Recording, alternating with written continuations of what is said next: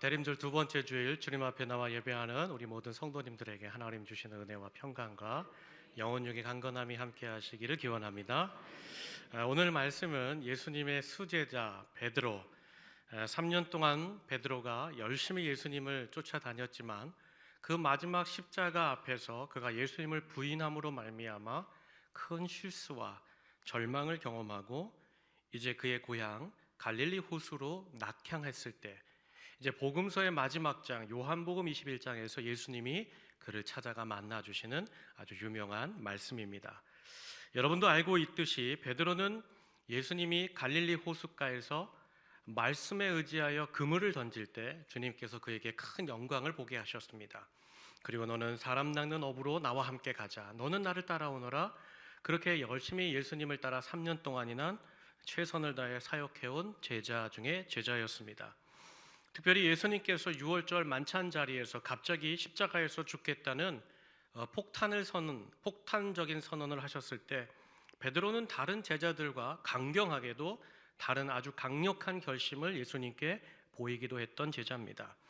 그 결심과 그 유월절 만찬 자리에서의 그의 모습이 누가복음 22장 33절에 나오는데 제가 읽겠습니다. 그가 말하되 주여 내가 주와 함께 오게도 죽는 데에도 가기를 각오하였나이다. 아멘. 여기 있는 제자들, 다른 사람들은 어찌할지 모르지만 주님, 저는 끝까지 주님과 함께 오게도 갈 것입니다. 아니, 죽는 그 자리에서 저도 함께 예수님과 죽을 것입니다. 결심했던 그야말로 대단한 제자였습니다. 그리고 실제로 베드로는 겟세마네 동산에서 로마의 병정들이 예수님을 체포할 때에 그 안에 있었던 단검을 뽑아들어서 그 로마 군인들과 한번 싸워보겠다고 기세가 충천했던 제자였습니다. 그리고 결국 그 칼을 빼들었을 때 어떤 일이 벌어졌어요? 대제사장의 종이었던 말고의 귀를 그만 베는 그런 일을 행했던 제자였습니다.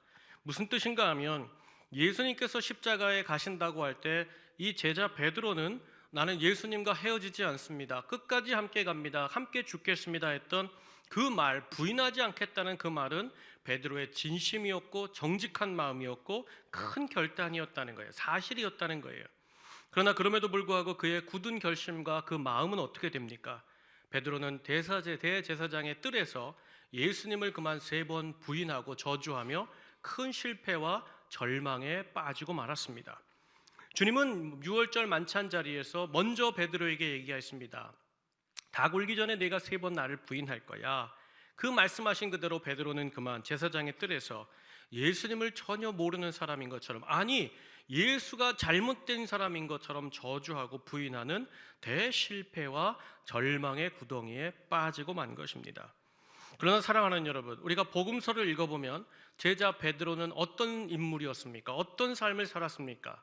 마태복음 16장에 보면요, 예수님이 제자들과 함께 가이사랴 빌립보라는 지역을 방문했습니다. 그때 베드로가 예수님께 위대한 고백을 하죠.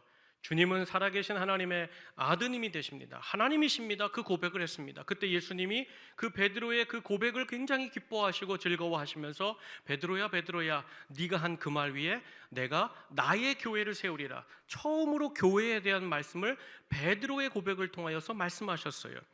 그뿐만이 아니지요. 12명의 제자들 중에서요, 여러분, 예수님이 제자들 중에 이름을 바꿔주신 제자는 시몬이 유일합니다. 베드로가 유일합니다. 그렇게 많은 제자들이 있었지만 예수님은 제자들의 이름 바꿔주지 않았습니다. 그런데 베드로는 시몬이라고 왔을 때 아니다, 너는 이제부터 시몬이 아니다, 너는 내가 이름 하나 주어줄게, 베드로야. 그리고 그 이름이 지금까지 우리에게 기억될 정도로 주님께서는 베드로에게 특별했고 각별하셨다는 거예요. 그래서 항상 주님은 어떻게 하십니까? 베드로를 주님이 가셨던 모든 이적과 그 기적의 현장마다 동행하셨어요. 여러분, 인류 최초로 풍랑이는 바다 위를 베드로가 담대하게 주님 나로 이 바다 위를 걷게 해주십시오 했을 때 유일하게 주님이 오라 하신 제자가 누굽니까? 베드로였다는 것이죠. 그야말로 다른 제자들은 예수님을 다 버리고 도망갈지라도 나는 끝까지 마지막까지 예수님과 함께 있겠습니다. 실제로 그와 같이 제자들 중에 예수님과 끝까지 가야 되는 제자가 있다면 그게 누구겠습니까? 사실은 베드로가 끝까지 가야 되는 것이 맞는 이야기입니다. 그런데 그는 제사장의 뜰에서 어떻게 합니까? 그렇게 목숨을 다하여서 함께 하겠다고 예수님을 온 힘을 다해 자기가 갖고 있었던 모든 인격을 다해 말씀을 다 뒤집어가면서 어떻게 합니까? 예수님을 부인합니다.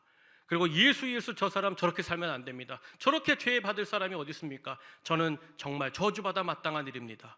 그리고는 그 절망과 실패의 자리에 서고 말았다는 거예요. 그렇게 완전히 모든 것을 부인하고 절망한 베드로는 그 위에 어떻게 되었을까? 그것이 오늘 본문 말씀에 나옵니다. 오늘 본문 말씀 보니까 결국 예수님의 곁을 떠나서 그가 처음 부름받았던 그 자리 갈릴리 그의 고향 호숫가에 가서 뭐 합니까?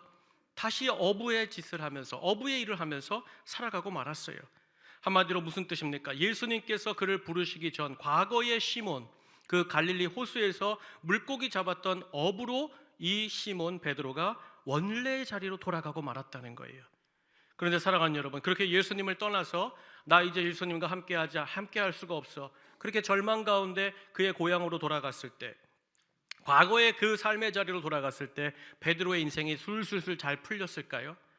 여러분, 요한복음 21장 3절에 보면 이렇게 기록되어 있어요. 시몬 베드로가 나는 물고기 잡으러 가노라 하니 그들이 우리도 함께 가겠다고 하고 나가서 배에 올랐으나 그날 밤에 아무것도 잡지 못하였다. 나는 이제 물고기 잡으러 간다, 갈릴리 호수로 갔지만 어떤 일이 벌어져요? 밤새도록 빈그물질만 했다는 거예요. 여러분, 예수님 놓치면요, 예수님 떠나면요, 아무것도 건질 것 없는 인생이 된다는 거예요. 요한복음 15장에 보면 예수님께서 포도나무의 비유를 주시면서 굉장히 중요한 한 구절의 말씀을 주셨어요. 그게 요한복음 15장 5절에 있는데 제가 읽겠습니다. 나를 떠나서는 너희가 아무것도 할 수 없습니다. 사랑하는 여러분, 바라기는요, 오늘 예배에 참석한 우리 성도님들 날마다 정말 시간마다 주님 곁으로, 주님 더 가까이 주님과 함께하기 위해 애쓰고 수고하는 우리 모든 성도님들 되시길 주의 이름으로 축복합니다. 그렇게 이제는 과거의 갈릴리 그 어부의 삶으로 돌아가 버린 이 빈그물질을 한 베드로, 이가 정말 밤새도록 열심히 수고했지만 빈그물로 그 아침을 맞이했을 때 누가 이 베드로를 찾아가시는가? 바로 오늘 요한복음 21장에 예수님께서 이 낙심하여 낙향하고 그리고 거기서 뭔가 먹고 살고자 자기가 가졌던 실력과 자기가 가졌던 노력으로 애썼지만 아무것도 찾지 못한 이 베드로를 찾아와 주셨다는 거예요. 그런데 그렇게 업으로 돌아가서 빈그물질한 그에게 주님께서 그 아침에 이런 베드로를 위해 준비해 놓으신 것이 있었다는 거죠. 우리가 읽진 않았지만 요한복음 21장 12절에 이와 같이 기록되어 있습니다. 예수께서 이르시되 와서 조반을 먹으라. 아침상 차렸으니 너 아침 먹어야 되지 않겠느냐 부르셨다는 거예요. 주님께서 밤새도록 빈그물질한 아무것도 잡은 것이 없는 이 베드로에게 따뜻한 아침 밥상을 차려놓고 먹으라 초대하셨다는 거예요. 사랑하는 여러분, 사실 오늘 요한복음 21장에 이르기 전에 예수님이 십자가에서 죽으시고 부활하셨습니다. 그때의 주님께서 부활하신 뒤에 제자들에게 2번이나 나타나셨습니다. 그리고 오늘 이 만남은 요한복음 21장 14절에 보면 이렇게 기록되어 있어요. 우리 한번 다 함께 읽겠습니다. 시작. 이것은 예수께서 죽은 자 가운데서 살아나신 후에 세 번째로 제자들에게 나타나신 것이라. 아멘. 무슨 뜻인가 하면 예수님께서 자신을 떠나 배신한 이 베드로에게 부활 후에 내가 이렇게 살아났어, 말씀한 대로 내가 이렇게 다시 살았다, 그 모습을 제자 베드로에게 보여주셨습니다. 2번 보여주셨습니다. 그리고 오늘 앞선 21장 앞에 있는 20장에 보면 그 2번째 나타나셨을 때 예수님이 뭐라고 하셨는가 하면 20장 26절에 이렇게 말합니다. 예수께서 오사 가운데 서서 이르시되 너희에게 평강이 있을지어다. 평강이 있을지어다. 이 말이 뭐예요? 야, 너희들 믿지 못했어? 아니야, 괜찮아. 내가 부활했잖아. 너희들 걱정하지 말아라, 염려하지 말아라, 의심하지 말아라. 이 평안을 붙잡으라. 주님이 2번째 나타나서 말씀하셨다는 거예요. 그런데 21장 보니까 뭐 하고 있어요? 베드로가 그럼에도 불구하고 스스로 자기를 정말 그 고통과 그 절망에 빠져서 그의 고향 갈릴리에 돌아와서 그물질하고 있었다는 거예요. 그렇다면 사랑하는 여러분, 이렇게 여러 번 말해줬어요. 내가 부활했다. 그리고 스스로 주님께서 나타나셔서 확인까지 해줬어요. 내가 부활했다. 내가 여러 번 얘기했지. 십자가에서 끝이 아니라 내가 부활했다고. 그렇게 말씀하시고 그렇게 평강까지 약속하셨는데 그 주님을 버리고 떠난 제자 베드로에게 여러분, 주님께서 오늘 21장에 찾아오셨다면 뭘 준비하는 게 맞아요? 그 배신하고 의심하고 여전히 주님을 믿지 못하면서 자기의 삶의 자리로 돌아간 그에게 따뜻한 아침 밥상을 차려주셔야 되는 거예요? 아니면 배신한 자를 위해서 엄한 매와 정말 위중한 회초리를, 질책을 준비하셔야 맞는 겁니까? 여러분, 보통 사람은 그렇게 말합니다. 내가 여러 번 당신에게 알려줬잖아, 확신해줬잖아. 그럼에도 믿지 못해? 그럼 그 사람하고 관계도 하지 않습니다. 도리어 그 사람 찾아갈 때는 뭘 준비하는 거예요? 꾸중을 준비하러 가는 거죠. 왜 이렇게 믿지 못하냐? 야, 내가 도대체 너한테 몇 번 보여줬냐? 너 그 정도밖에 안 되냐? 도대체 얼마까지 확인해 줘야 돼? 여러분, 사실은 질책과 회초리를 들고 가는 것이 맞지 않습니까? 그런데도 놀라운 것은 이렇게 주님을 배신하고 부활의 주님을 이미 2번이나 만났음에도 불구하고 절망하고 고향으로 돌아간 제자들에게 예수님은 친히 숯불을 피워서 떡과 물고기를 구워서 그들에게 아침상을 차려주시고 이 식사를 먹으라고 주님이 그 자리로 초대하셨다는 거예요. 그러면 예수님이 배가 고프셔서 자기가 음식을 준비하던 가운데 그냥 숟가락 하나만 더 놓아서 제자들을 먹게 하신 것일까? 아니죠.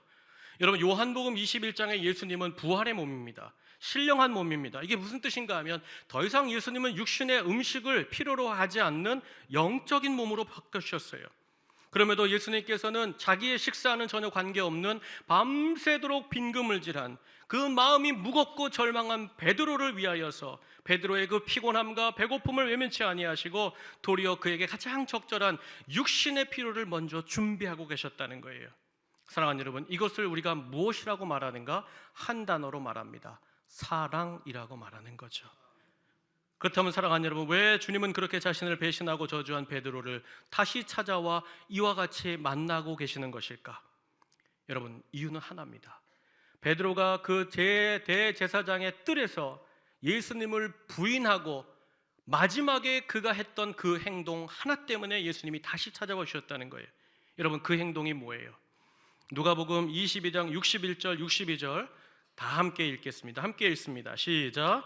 주께서 돌이켜 베드로를 보시니 베드로가 주의 말씀 곧 오늘 닭 울기 전에 네가 3번 나를 부인하리라 하심이 생각나서 밖에 나가서 심히 통곡하니라.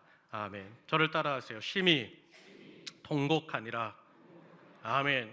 여러분, 예수님 시대에서 가장 유약하고 가장 볼품없고 가장 힘이 없는 계층이 누군지 아십니까? 어린아이입니다. 어린아이 중에서도 여자아이가 이스라엘 민족 중에서 가장 빈약하고 아무런 권위가 없는 거예요. 그런데 베드로가 어떻게 합니까? 제사장의 뜰에서, 제사장의 집에서 그 비천한 어린 여자아이 앞에서 예수님을 부인하고 저주했습니다. 근데 마지막 3번째 그 예수님을 저주할 때에 그 닭이 울면서 베드로의 머릿속에 예수님이 유월절 만찬장에서 주셨던 그 말씀이 떠올랐다는 거예요. 사실은 이 순간이 베드로의 밑바닥이죠. 그의 영적인 수준을 다 보여주는 바로미터가 아니겠습니까? 그렇게 예수님을 부인하고 저주한 그 베드로가 예수님과 시선이 마주치면서 그때 예수님이 만찬장에서 주셨던 말씀, 베드로야, 네가 3번 나를 부인할 거야. 그 말씀이 떠올랐다는 거예요. 사랑하는 여러분, 잠언 4장 20절로 22절 말씀 보면 말씀에 대해서 이렇게 기록했어요. 내 아들아, 내 말에 주의하며 내가 말하는 것에 내 귀를 기울이라. 그것을 내 눈에서 떠나게 하지 말며 내 마음속에 지키라. 그것은 얻는 자에게 생명이 되고 그의 온 육체에 건강이 되리라. 말씀을 붙잡을 때 어떤 일이 벌어진다? 영혼이 살고 육신이 산다는 거예요. 사랑하는 여러분, 말씀이 떠올릴 때 그 말씀을 붙잡는 인생, 그 말씀이 도리어 어떤 일이 벌어지느냐, 어떤 위기와 절망 속에서도 그 말씀으로 말미암아 사는 길이 열리는 줄로 믿습니다. 그리고 뒤에 나가서 베드로가 그 말씀에 생각나고 예수님의 시선을 바라보는 순간 심히 통곡했다는 거예요. 왜 통곡했을까요? 통곡이라는 게 뭘까요? 사전적 의미는 이겁니다. 단순한 울음이 아니라 괴로움이 극에 달하여서 소리를 지르며 우는 상태, 특별히 회개하고 돌이킬 것에 대한 반성이라고 적혀져 있어요. 여러분, 전적으로 베드로가 부인했어요. 저주했어요. 그런데 그 모든 상황을 예수님이 듣고 보고 계셨어요. 그 예수님의 그 시선과 베드로의 시선이 마주치는 그 순간 베드로가 한 거예요. 예수님 분명히 나를 질책할 수 있었고 너 그것밖에 안 돼, 원망도 할 수 있었는데 예수님이 이렇게 말하는 거예요. 베드로야, 거 봐라, 내가 너 부인한다고 얘기했지 않냐. 베드로야, 내가 너를 위하여 기도하고 있다. 내가 너를 사랑한다. 그 여전히 사랑하고 있는 예수님의 시선을 그가 경험하는 순간 그 안에서 깊은 회개와 통곡의 울음이 터졌다는 거예요. 사랑하는 여러분, 우리도 마찬가지죠. 우리가 예수님이 나를 아시는지 모르시는지 우리는 잘 모릅니다. 내 눈에 보여야 보는 것이다, 아닙니다. 우리가 알고 모르고를 떠나서 여러분, 예수님은 오늘도 우리를 지켜보고 계십니다. 우리의 말과 생각과 뜻 가운데 모르시는 것이 없지요. 지금도 그분은 나를 위하여 기도하고 계시고 성령의 말할 수 없는 탄식으로 말미암아 지금도 우리 가운데 함께 계시는 주님입니다. 그리고 여전히 그 주님은 나를 향하여, 내 부족함과 연약함이 있지만 나를 향하여 긍휼을 베푸시기를 즐겨하시고 그 사랑을 베푸시는 주님인 줄 믿습니다. 이사야서 49장 15절에 보면 이 말씀이 그대로 적혀져 있잖아요. 여인이 어찌 그 젖먹는 자식을 잊겠으며 자기 태에서 난 아들을 긍휼히 여기지 않겠느냐. 그들은 혹시라도 잊을지라도 나는 너를 잊지 아니할 것이라. 저를 따라하세요. 나는 너를 잊지 않으리라. 아멘. 그렇다면 사랑하는 여러분, 그때 제사장의 뜰에서 예수님을 부인하던 베드로, 여러분 믿음이 없었던 걸까요? 예수님이 속았던 걸까요? 3년 동안 그 갈릴리에서 큰 물고기를 잡으면서 왔다, 이제 이분 붙잡으면 내가 횡재하겠다. 그리고는 예수님이 가는 그 기적에 즐거워하고 예수님의 그 이적으로 말미암아 우쭐하고 내가 예수님의 제자의 어깨에 힘주는 것, 그것 때문에 예수님을 일평생 따라다녔을까요? 베드로는 정말 믿음 없이 예수님을 따라다녔을까요? 아니죠. 베드로는 분명히 믿음이 있었어요. 그는 그래서 주님과 함께 죽기까지 결정했던 인생이 되고 싶었습니다. 그런데 사랑하는 여러분, 그렇게 예수님과 함께 끝까지 살겠다고 끝까지 주님과 함께 하고 했던 자신 있게 결단했지만 여러분, 그럼에도 베드로는 넘어지고 말았다는 거예요. 그렇다면 사랑하는 여러분, 오늘 이 아침에 여러분에게도 제가 한 가지를 여쭙고 싶어요. 여러분, 이 아침 예배하는 여러분은 믿음이 있으십니까? 여러분, 믿음이 여러분 살아 있으십니까? 여러분 다 믿음 있죠. 그러니까 우리가 이 시간에 시간과 장소를 구별하여 오늘 예배하는 거 아닙니까? 얼마든지 믿음이 없으면 놀러 다닐 수 있잖아요. 오늘 주일 하루쯤 빠져도 되지, 놀러 가자, 등산 가고 좋은 곳 가고 아름다운 곳 가서 즐길 수 있지 않습니까? 그럼에도 우리는 이곳에 나온 이유가 뭐예요? 믿음이 있기 때문에 나온 거예요. 맞습니다. 옆 사람하고 한번 인사하세요. 나는 믿음이 있습니다. 아멘.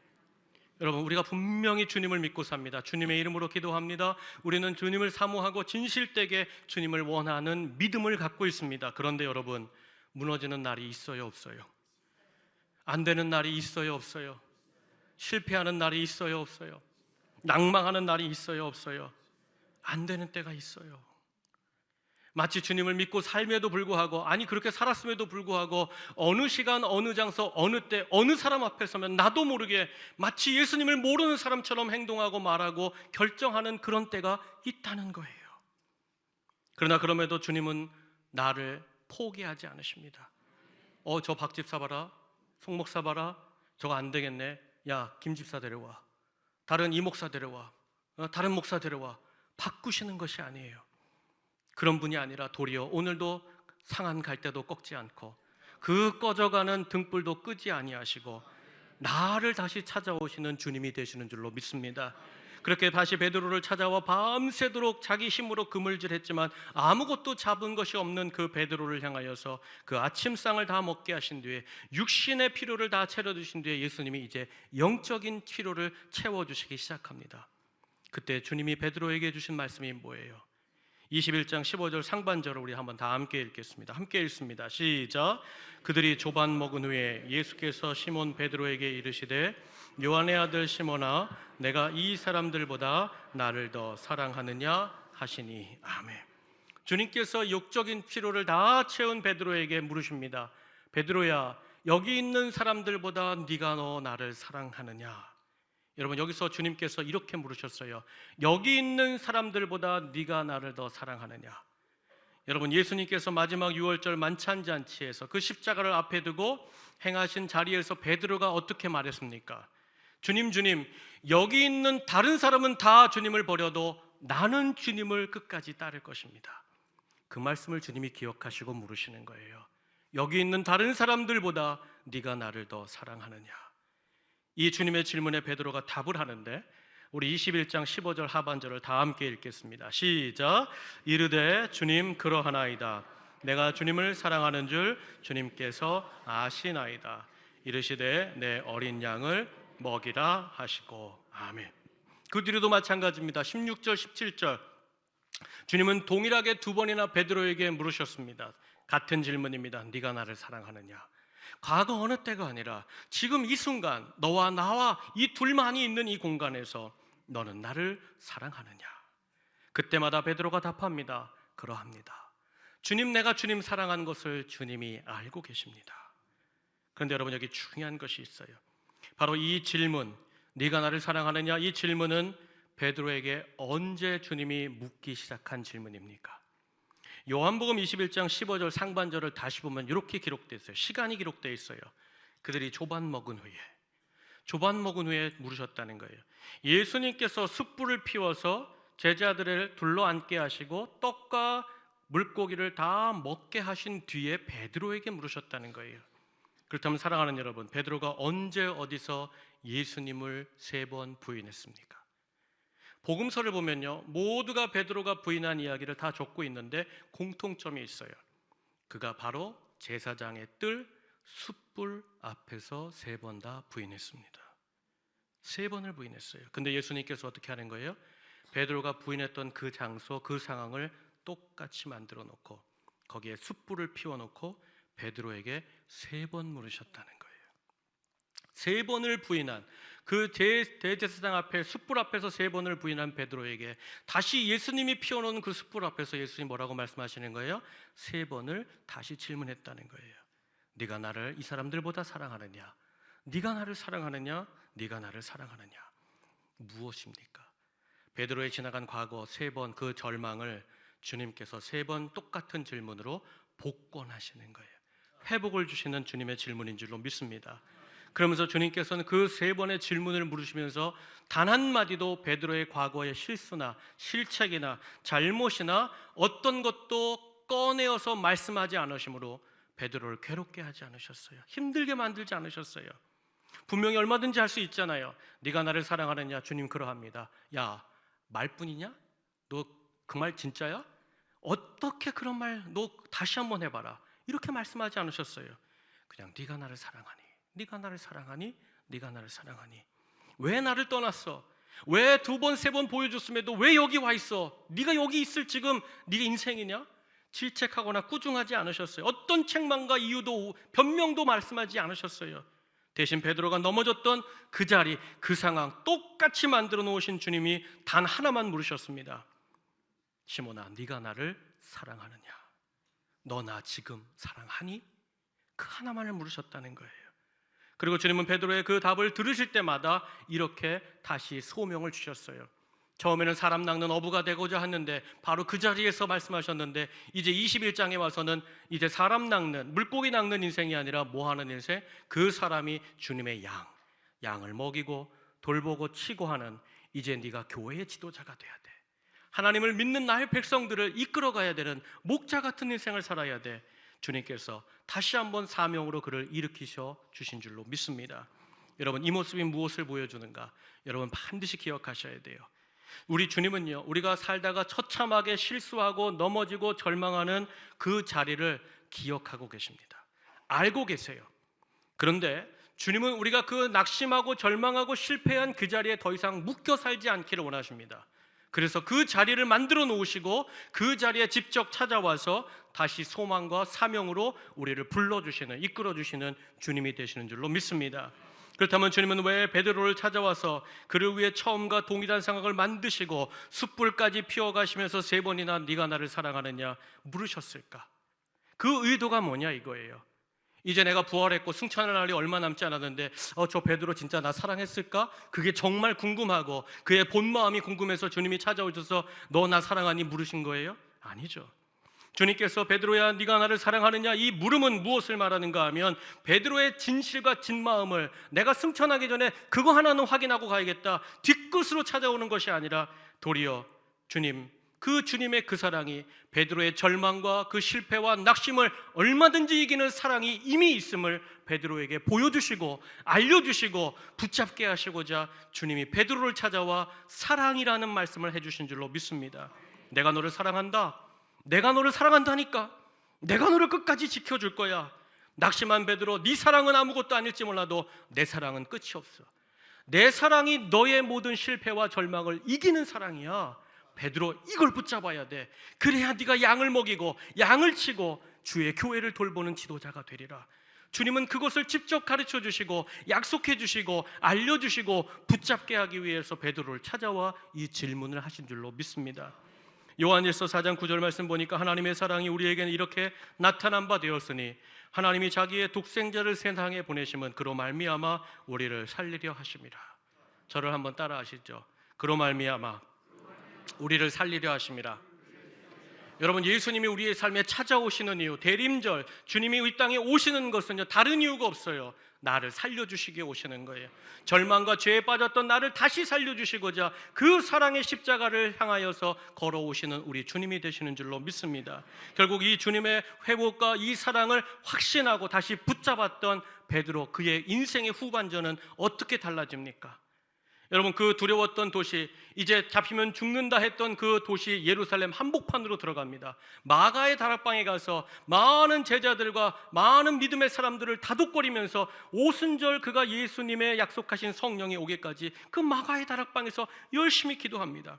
그때 주님께서 약속하신 성령을 그에게 부어주셨어요. 베드로가 그 성령을 받고 견딜 수가 없는 거예요. 그래서 어떻게 합니까? 이제 뛰쳐나가서 내가 베드로인 거 다 아는데 붙잡히는 순간 죽음에도 불구하고 예루살렘 광장 한복판에 가서 뭐 하는 거예요? 성령에 충만하여서 주님이 우리의 구세주가 되신다.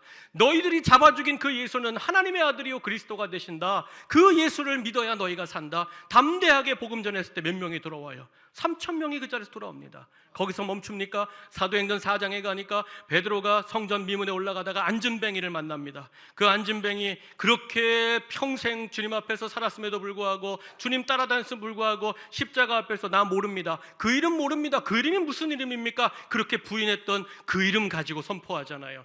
은과 금은 내게 없었지만 내게 있는 그 이름 예수 그리스도의 이름으로 명하노니 일어나 걸으라. 여러분, 그때 그 안진뱅이가 일어나서 성전에 춤추고 뛰어가면서 그 영광을 드러내지 않습니까? 사랑하는 여러분, 그때 베드로가 4장 12절에 이 고백을 해요. 우리 한번 다 함께 읽겠습니다. 함께 읽습니다. 시작. 다른 이로서는 구원을 받을 수 없나니 천하 사람 중에 구원을 받을 만한 다른 이름을 우리에게 주신 일이 없음이라 하였더라. 아멘. 그렇게 모른다고 부인하던 그 이름, 내 생명이 두렵고 내 인생이 정말 어떻게 될지 절망 가운데 빠져버렸던 그 부인할 수밖에 없었던 그 이름을 어떻게 하는 거예요? 베드로가 선포합니다. 그 이름 외에는 구원받을 길이 없다. 그리고서 놀라운 일이 벌어집니다. 사도행전 5장에 가면 베드로가 붙잡힙니다. 누구에게 붙잡히느냐? 대제사장에게 붙들려서 예수님과 같이 대제사장 앞에 질문을 받는 동일한 상황이 벌어집니다. 그때 대제사장이 베드로에게 묻습니다. 여기서 이제 삐끗하면 자신도 예수님과 같이 죽는 거예요. 그때 대제사장이 사도행전 5장 28절로 묻습니다. 이르되 우리가 이 이름으로 사람을 가르치지 말라 엄히 금하였으되 엄금하였으되 너 왜 이 이름 가지고 자꾸 전하냐 이거예요. 너 죽고 싶냐 이거죠. 그때 베드로가 어떻게 합니까? 그 이름이 나왔어요. 여러분, 사도행전 5장 29절 말씀 다 함께 읽습니다. 시작. 베드로와 사도들이 대답하여 이르되 사람보다 하나님께 순종하는 것이 마땅하니라. 아멘. 내가 이 이름 자랑하는 것 마땅하지 않느냐. 그리고 사도행전 5장 41절에 보면 이렇게 기록되어 있어요. 그 이름을 위하여 능욕받는 일에 합당한 자로 여기심을 기뻐하면서 공의 앞을 떠나니라. 그 부인했던 그 이름 모릅니다. 누구라고요? 그런 죄인은 죽어야죠. 저주받아 죽어야죠. 했던 그 이름, 그 이름을 베드로가 붙잡고 도리어 능욕받고 고생하고 고통당하는 그것을 주님 감사합니다. 기뻐하며 공회를 떠난 베드로의 인생이 된 줄 믿습니다. 한마디로 베드로의 실패, 그 절망의 자리에서 그가 다시 찾아온 예수님의 은혜와 사랑, 그 은혜를 붙잡았을 때, 그 사랑을 붙잡았을 때 그의 영혼이 살아나고 그의 믿음이 살아나고 결국 하나님이 말씀하신 대로 베드로야 초대교회의 양들을 돌보라. 그리고 결국 끝까지 그 양들을 돌보다 위대한 인생, 주님께 영광이 되는 인생으로 온전히 봉헌된 줄로 저는 믿습니다. 사무엘서를 보면요, 우리가 잘 아는 다윗이 등장하죠. 다윗은 그 아버지 이새에게 있어서도 별로 그렇게 중요하지 않은 아들이었습니다. 그 아들 다 세울 때 그 아들 기억도 못했던 아버지가 이새입니다. 그럼에도 하나님께서는 그 부족하고 연약했던 이새의 아들 다윗을 부르셔서 이스라엘의 두 번째 왕으로 먼저 기름을 부어주셨죠. 그런데 그 일로 말미암아 사울에게 시기를 받아 쫓기는 인생이 됩니다.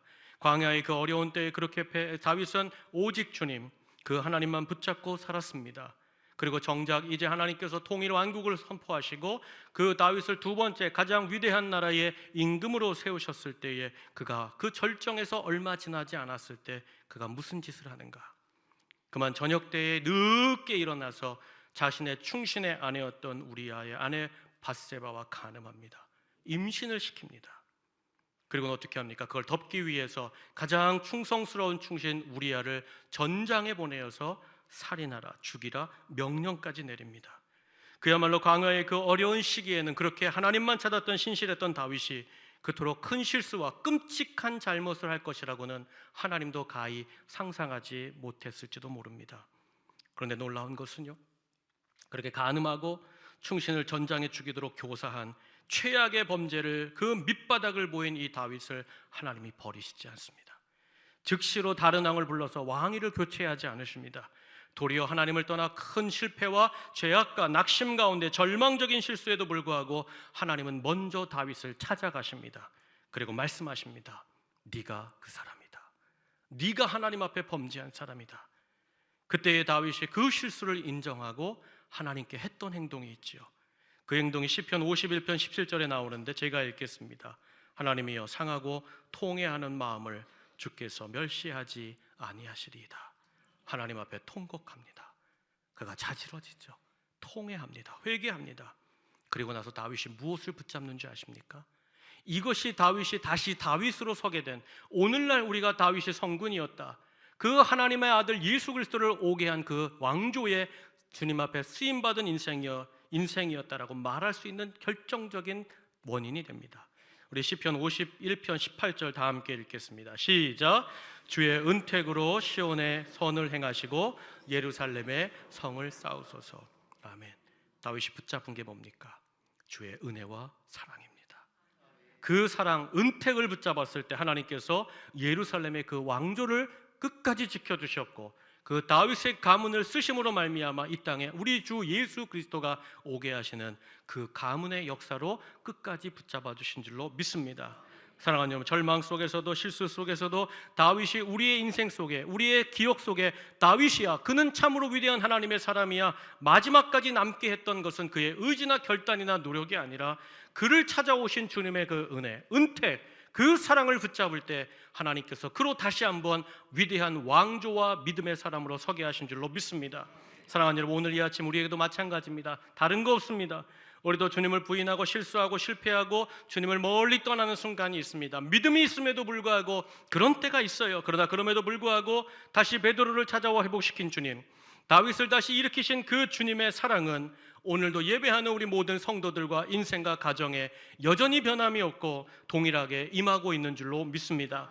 그러므로 사랑하는 여러분, 우리 인생과 가정과 내 삶의 전적인 회복, 다시 내가 하나님의 땅으로, 하나님의 소명받은 자로 위대한 인생으로 다시 걸어가게 하는 그 길은 무엇일까? 그 방법은 무엇일까?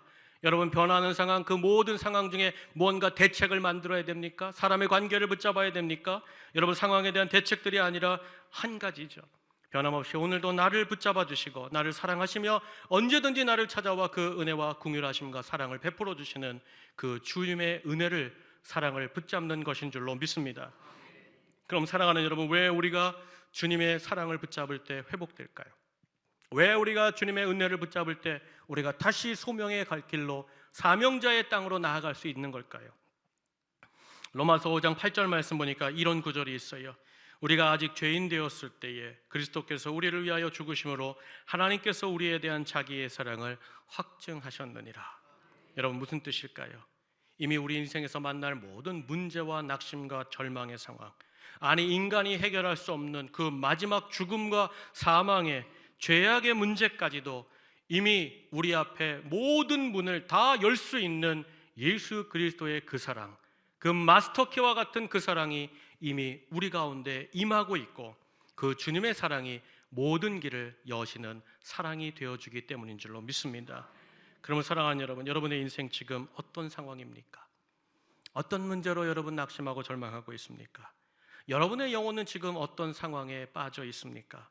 반복해서 넘어지면서 믿음이 있음에도 불구하고 실패와 낙심으로 절망하는 분이 계십니까? 야, 이제는 끝났다. 야, 내가 어찌 다시 하나님께 쓰임 받을 수 있을까? 어찌 우리 인생이 다시 회복될 수 있을까? 그 과거의 그 자리에, 실패의 자리, 낙심의 자리에 꽁꽁 묵혀 있는 분이 여기 계십니까? 사랑하는 여러분, 여전히 우리가 부족하고 실수하고 넘어졌다 할지라도 여전히 이 땅에 오시는 주님께서 그 십자가에서 두 팔 벌려 그 주님의 사랑과 은혜를 바라보는 자에게 주님이 약속해 놓으신 말씀이 있지 않습니까? 그 말씀이 어디 있을까요? 로마서 8장 38절 39절 우리 다 함께 읽겠습니다. 시작. 내가 확신하노니 사망이나 생명이나 천사들이나 권세자들이나 현재일이나 장래일이나 능력이나 높음이나 깊음이나 다른 어떤 피조물이라도 우리를 우리 주 그리스도 예수 안에 있는 하나님의 사랑에서 끊을 수 없으리라. 아멘. 저를 따라하세요. 하나님의 사랑에서 끊을 수 없으리라. 나를 향한 주님의 사랑은 아직 멈추지 않았다. 아멘. 아멘. 사랑하는 여러분, 누가 우리를 하나님의 사랑에서 끊어낼 수 있겠습니까? 여러분, 그 사랑을 바라보는 저와 여러분 모두가 되시길 주의 이름으로 축복합니다. 한번 소개하고 말씀 마치겠습니다. 이분은 어머니와 사랑하는 세 분의 형들이 차례대로 급사하는 것을 보았습니다. 한국 전쟁 당시에는 아버지와 가족들이 눈앞에서 공산당에게 학살당하는 것을 목격해야만 했습니다. 어린 시절 가장 사랑하던 동생과 그 집불을 놓고 불장난하다가 그만 집불에 붙었던 불이 동생의 옷에 붙어서 동생이 불에 타서 죽어가는 고통과 숨막히는 슬픔을 그 자리에서 목격해야만 했던 분입니다. 다른 동생 하나는 근처 벌목장에서 놀다가 그만 굴러오는 나무통에 치여 그 자리에서 세상을 떠나고 말았습니다. 잘 자라서 교감 선생님의 자리에 있던 동생은 그만 4명의 딸들을 남겨놓고 간암으로 죽는 그 병상에서 먼저 보내야만 했습니다. 급기야 자신의 딸도 위암 판정을 받고 160여일의 투병기간만 살고 어린 두 딸을 그 아버지의 손에 부탁하며 세상을 떠나고 말았습니다. 자신의 딸이 세상을 떠나고 죽은 다음에는 동생이 죽었고 재수 씨가 죽었고 막내 동생도 간경화로 시한부를 살다가 자기 품에서 세상을 떠나고 말았습니다. 사랑하는 여러분, 이런 절망적인 상황이 반복되는 인생, 이런 인생 속에 몇 분이나 계실까요? 만일 이분이 겪은 이런 수많은 절망적인 상황, 낙심의 상황이 만일 여러분 인생 가운데 하나라도 겪은다면 여러분의 마음은 어떠시겠습니까? 그런데 이분이 인생에서 이런 고백을 적어 놓으신 것을 보았습니다. 제가 그대로 읽어드릴 테니 한번 들어보세요. 정직하게 고백하면 나는 하나의 얼굴로는 웃고 하나의 얼굴로는 운다. 내 영은 주님을 찬양하고 기뻐하고 감사하며 깊은 곳에서는 샘물과 같이 환희가 솟아오른다. 그러나 다른 마음의 하늘에는 끊임없이 비가 내리고 있다.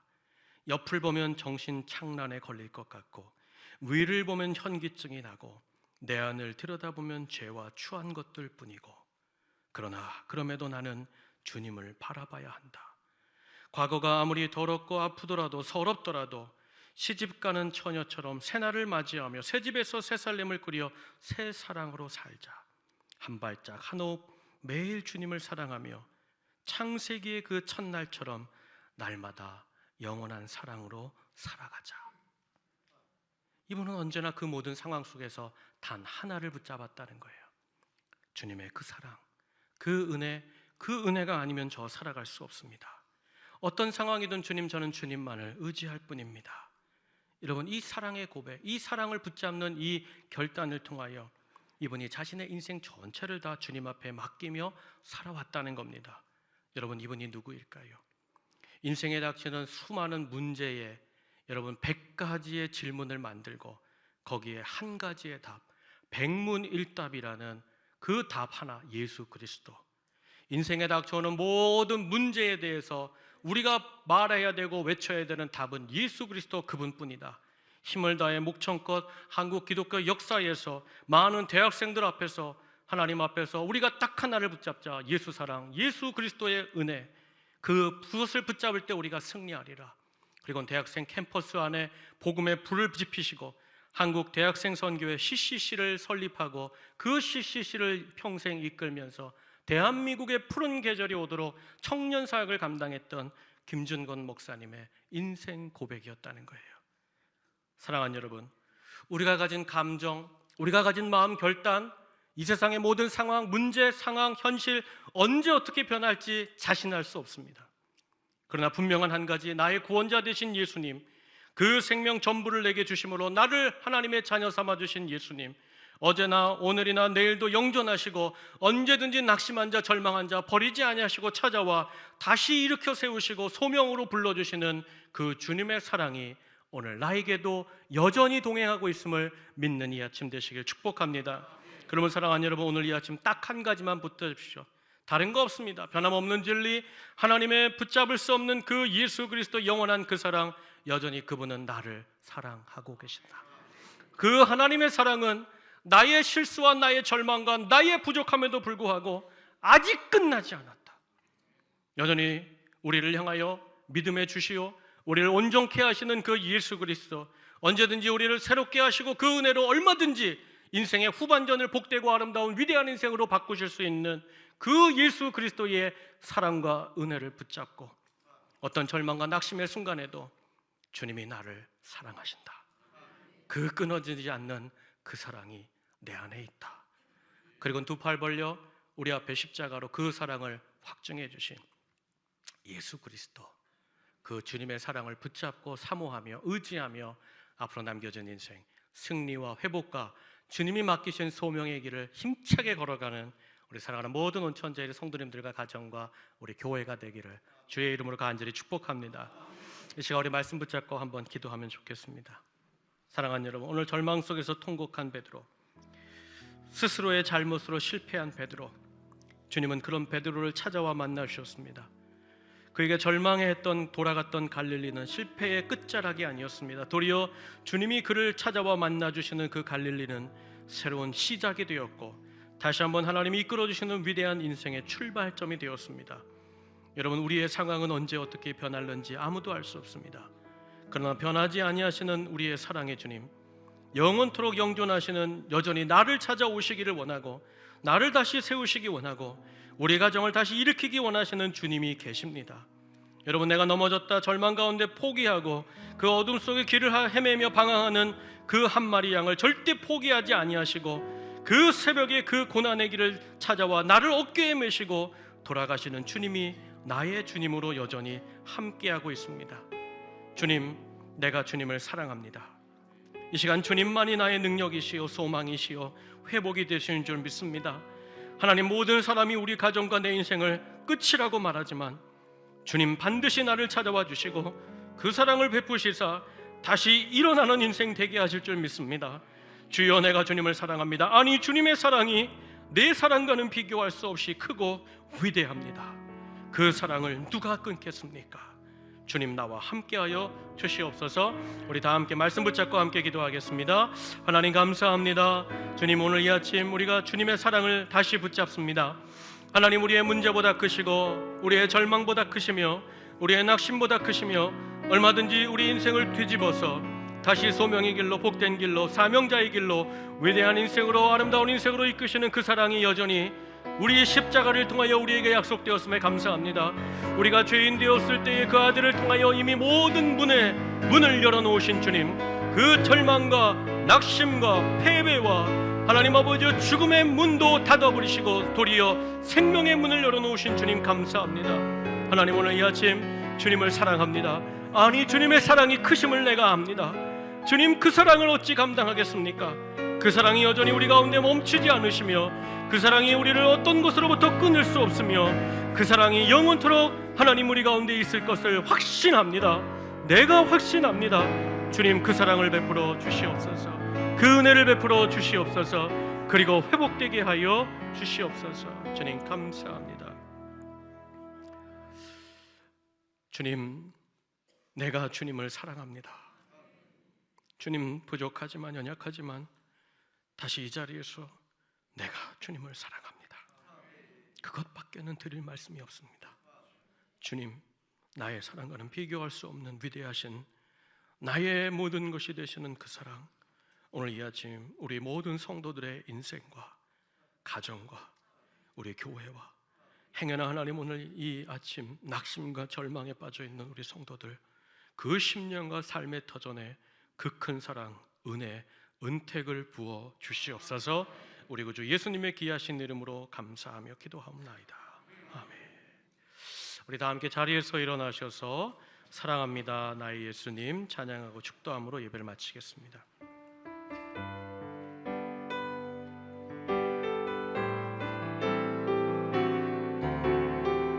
사랑합니다 나의 예수님, 사랑합니다 나의 예수님, 사랑합니다, 사랑합니다 아주 많이요, 사랑합니다, 사랑합니다 나의 예수님, 사랑합니다, 사랑합니다 그것뿐이에요.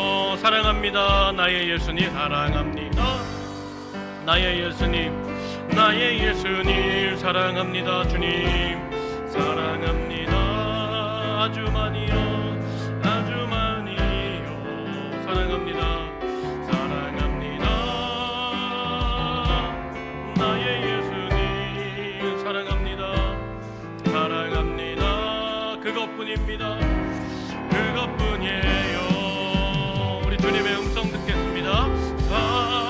사랑한다 아들아 내가 너를 잘하노라, 내가 너를 잘하노라, 사랑한다 아들아, 사랑한다 아들아 내게 축복도 하노라, 내게 축복 더하노라, 사랑한다 내 딸아, 사랑한다 내 딸아 내가 너를 잘하노라, 내가 너를 잘하노라, 사랑한다 내 딸아, 사랑한다 내 딸아 내게 축복도 하노라, 내게 축복 더 한 번 더 찬양합시다. 사랑한다 아들아, 사랑한다 아들아 내가 너를 잘하노라, 주님 감사합니다, 내가 너를 잘하노라, 사랑한다 내 딸아, 사랑한다 내 딸아 내게 축복도 하노라, 내게 축복 더 우리 내 이름을 넣어서 사랑한다 윤범아, 사랑한다 윤범아 내가 너를 잘하노라 주님, 내가 너를 잘하노라, 사랑한다 윤범아, 사랑한다 윤범아 내가 너를 축복도 하노라, 내게 축복 우리 마지막으로 한 번 더 고백합시다. 사랑한다 내 이름을 넣어서 사랑한다 윤범아 내가 너를 잘하노라, 내가 너를 잘하노라, 아멘. 주님 맞습니다. 사랑한다, 사랑한다 윤범아 내게 축복도 하노라, 내게 축복도 하노라. 우리 짧은 시간만 다른 고백하지 말고 하나님 내가 주님 사랑합니다, 그 사랑에 감사합니다, 하나님 의지합니다, 소망합니다. 우리 짧은 기도만 우리 약간 30초 정도만 주님께 고백하기 원합니다. 우리 다 함께 기도하겠습니다. 하나님 감사합니다. 주님 나보다 나를 잘 아시는 주님, 나의 절망스러운 상황 속에서라도 하나님 나를 나보다 잘 아시고 나를 나보다 더 사랑하시며 나를 나보다 더 회복시키시기 원하시는 주님, 주님 감사합니다. 주님 사랑합니다. 주님 은혜를 바라봅니다. 주님, 주님의 그 축복스러운 그 얼굴과 사시선을 우리가 느끼게 하여 주시고, 주여 내가 주님을 사랑합니다. 하나님 내가 주님을 의지합니다. 이 인생 끝날까지 그 사랑을 놓치지 않게 해주시고 그 사랑을 붙잡고 살아가는 우리 모두가 되게 하여 주시옵소서. 감사합니다. 하나님 감사합니다. 내가 주님을 사랑합니다. 아니, 주님이 나를 더 사랑하시는 것을 알았습니다. 그 사랑이 멈춤이 없다는 것을 깨달았습니다. 아무리 절망스러워도 낙심스러워도 주님 나를 바라보시며 다시 일어나자. 내가 너를 붙잡아 주리라. 내가 너를 잊지 않으리라. 그 사랑과 은혜를 베풀어 주시는 주님, 내가 주를 사랑합니다. 하나님, 이 고백을 붙잡고 하나님께 나아가는 우리 모든 성도들에게 회복을 주시고 은혜를 주시고 날마다 다시 한번 주와 함께 걸어가는 힘과 능력과 지혜를 허락하여 주시옵소서.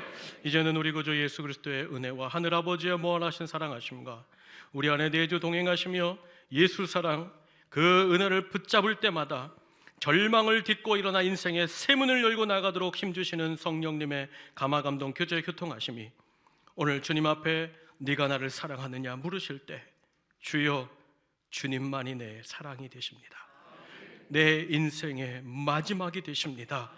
그 주님을 붙잡고 이제 주님이 열어주시는 회복과 소망과 소명의 길로 힘차게 나아가는 우리 모든 사랑하는 온천제일 성도들의 머리 위에, 그 가정과 자녀들과 삶의 모든 터전 위에 주님이 사랑으로 붙잡아 두시고 소망으로 함께 하시는 우리 온천제일교회 위에, 이 나라와 이 민족 위에 이제로부터 영원토록 함께 계시기를 간절히 축원하옵나이다. 아멘, 아멘, 아멘.